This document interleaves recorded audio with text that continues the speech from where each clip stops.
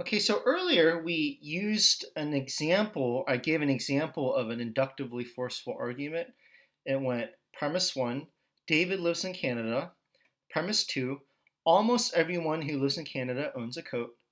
Conclusion, therefore probably David owns a coat. Okay, that was our example of inductive forcefulness. And we've noted how the premises make the conclusion probably true. In the next video, we understood what I gave an understanding of what probability is, which is just the degree to which your evidence supports the proposition. Okay. Now we're ready to actually give the definition of inductive forcefulness. And here I'm actually just drawing from page 117, but I'm going to write out kind of a simpler version than what's in the book. So it's going to require two conditions. They're both necessary conditions. Together, they're sufficient. So first, the argument is not valid. Second condition is if the premises are true, then given no other information about the topic,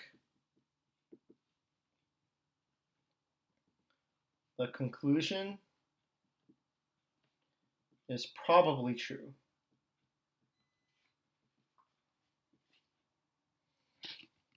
Okay, and that's our definition of inductive forcefulness. The argument is not valid, and if the premises are true, then given no other information about the topic, the conclusion is probably true.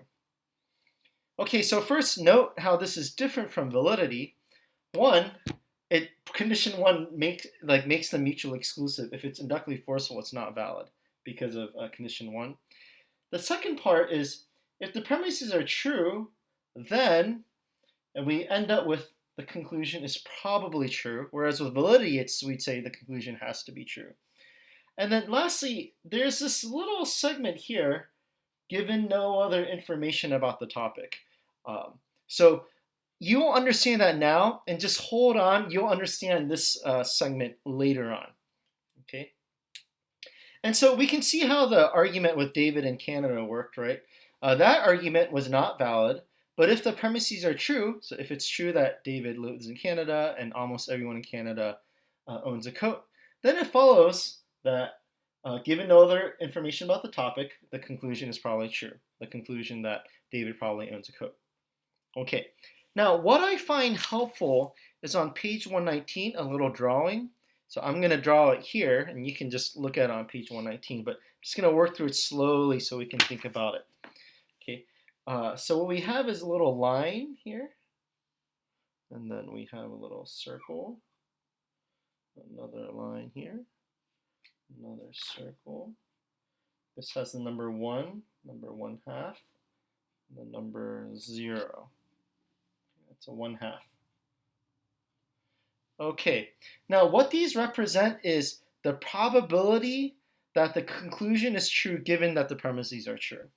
Okay. So to understand this, what we'll call here is the valid arguments. Okay. The probability is 1 or 100%. Okay. That if the premises are true, then the conclusion will be true. Okay. That's how we understand validity. Here we'll have the inductive forcefulness. So we'll have this. Okay. Which is these will be not valid, but they will be inductively forceful. I'm just going to write an IF. Not valid, So in this segment is, if the premises are true, then the probability that conclusion true is above 1/2. Okay? And then lastly is, well, actually two more. The next one is, these are not valid.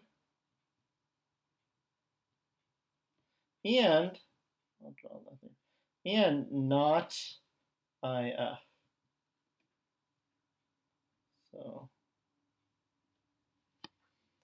So So these arguments were, if the premises are true, it's not more probable than 1/2 that the conclusion is true, and the argument's not valid. So this is like bad territory.